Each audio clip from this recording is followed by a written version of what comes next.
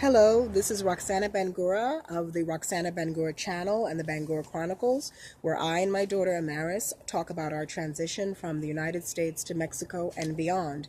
As I promised in my last video, I'm going to talk about the slay at home mom. Her name is Gabriela Marigold, and she's a mommy, she's a wife.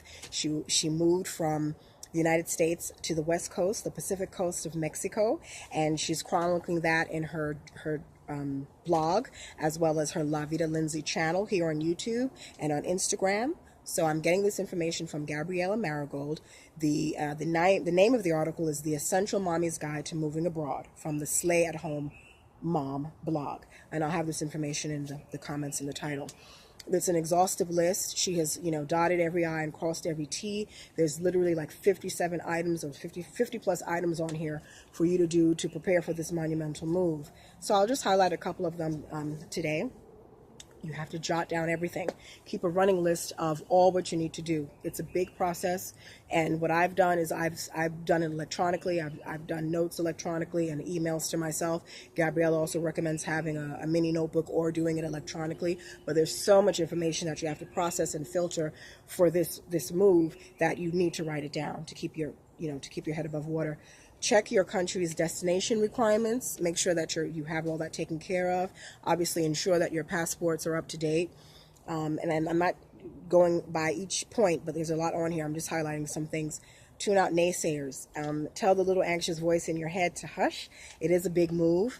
You're likely to encounter some negativity and a bit of apprehension, but if it's meant to be, it will be. So push forward if that's something that you want to do. I'll jump ahead. Consider bringing paper copies of check stubs, photocopies of IDs and passports. I spoke about this before, to have on hand when you're going to be signing leases, cable contracts, and setting up utilities in your new country. Keep a folder of important documents. I spoke about this as well. You need to have a folder of all your vital information, your diplomas, birth certificates, death certificates, divorce decrees, service records. You need to have several physical copies as well as e-copies. Take a picture, scan it, and send an email to yourself, and make sure that there are other people who also have access to that email so that they can send it to you. You need medical insurance, whether or not you're going to purchase medical insurance in Mexico, which they do have medical insurance there, obviously, or you're going to get something that's in the States that will apply for Mexico. In this instance, Mexico's healthcare is very affordable for many processes and procedures. A lot of times you may not need a prescription to get certain things, and I think at the pharmacies there are doctors on hand at the pharmacies. I'm not 100% sure, but the whole medical system there is much different, and it's much more affordable than here in the United States. Decide on how your children will be educated. So education is a really big piece. Mexico has a good educational system. They've been in reform since this new president, Nieto, took over. One of the things that they do in I think the elementary school level is multiple languages. So my daughter Amaris will obviously learn Spanish. She'll be immersed in Spanish. Of course, I'll continue with the English instruction, and she'll be doing classes in English as well, but mostly in Spanish. And then there's the opportunity for her to learn other languages, Mandarin, Hindu, I think French and German. And I want to learn Mandarin and Hindu. I mean, it's probably too late for me now, but for my child, she can definitely learn these languages. That's very important for me, for her to be multilingual. And this would have been a really hard thing for me to accomplish here in the States. I wouldn't have been able to get her a tutor or live in a school district where they offered that. And the schools in our area don't offer that type of schooling, where I would have to have gone to private school. And that just was out of pocket for me. Set a budget. If you have storage units, you need to store things. This doesn't apply to me, but if you have things that you want to keep, you need to find out where you're going to store these things. We are getting rid of just about everything. We're just going to go with the clothes on our back and other things. I don't want to have too many things. I want to be able to be, we're going to be transient for a little bit. You need to find out how to file your taxes. As long as you're a United States citizen, you're living wherever you're living, you still have to pay Uncle Sam his money. So you have to find out how to file your taxes. Importation of vehicles, the cars. If you're deciding to bring your car into the country, you have to figure out all the tariffs and all the processes and the procedures behind that. This is something that I am not doing. I'm not going to bring my car into Mexico. I'm selling that. I'll talk about that in a little bit. It's important to join an expat group, either virtually through Facebook or whatever social media platform. It's important to talk to people who are on the ground, boots on the ground, or individuals that have either migrated there, immigrants to the country, such as yourself, or people who are from the country. You need to talk to these people, be in their communities. And Maris and I, we visit places where there's Mexicans. We literally go to Mexican restaurants and stores. I volunteer teach at a church where a lot of the students are from Mexico, so I'm gathering information from them about Mexico, and I'm just trying to learn as much as I can about, mi nuevo país, my new country. Now, this is also important. Find a bank with a no-cost or low-cost foreign transaction fee. And Susie Smith of Keen and Ready, she has a Keen and Ready channel, Keen and Ready blog. She advised Charles Schwab. She's an accountant. She's a financial person. According to her, Charles Schwab has a no-cost or low-cost foreign transaction fees. So I know I'll have to look into that because, to access money, I don't want to have to pay more than necessary.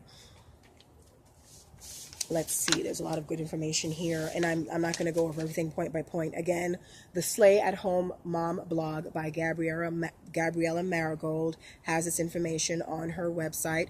The article is The Essential Mommy's Guide to Moving Abroad, and she's really, really gone through everything with a fine-tooth comb. I mean, it's basically a blueprint for all what you need to do. You can, jot down everything, verbatim, what she's got here.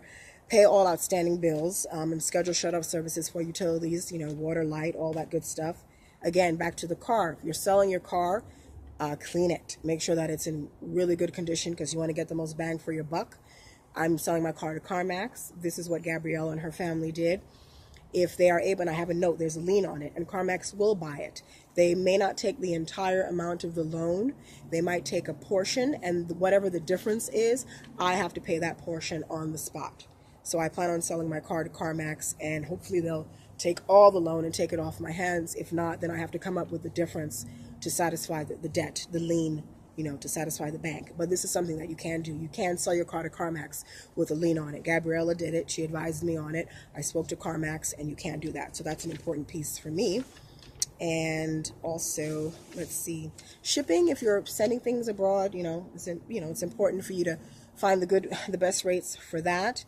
If you're keeping your home, you have to maintain your home. You have to have a caretaker. So this is a lot. We're not doing that. But again, she's gone over all of this. I mean, this is a really great article. Again, you have to learn the language. We're moving to Mexico. We have to speak Spanish. So I speak a little bit of Spanish. I'm nowhere near fluent.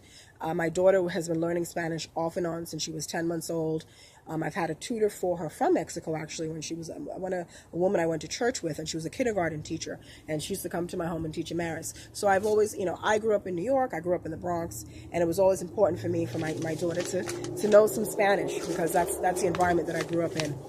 But this is really good information, and if you want to move, you're thinking about moving, I would, I think I mentioned the expat community, right? I did. So if you want to move, you're thinking about moving, Gabriella has a lot of information on her blog about this process, and I will be sharing the things that I learned for our move, our journey, from the United States to Mexico, to Veracruz, to the Gulf Coast, the East Coast. If you drive from Veracruz to Texas, it's about a 24-hour ride. So we're a day away, hypothetically, we're a day away from the States. But this is our first journey. Mexico is where we're going. I thank you for your time today. Hopefully Amaris will make an appearance. Like I said, she's pooped. We came from swimming and she's tired. But I thank you, and this is Roxana Bangura of the Roxana Bangura channel. We'll be coming back with you. I'm going to do some podcasts. There's some people I want to talk to and interview, and I'll venture out into that. And like I said, as I gather information, I'll share with you. So this is Roxana Bangura of the Roxana Bangura channel. Please remember to share my channel, like, subscribe, leave me a comment. If there's some information that you want me to share with you, let me know, and I'll do a video around that. And enjoy the rest of your Saturday. Bye-bye.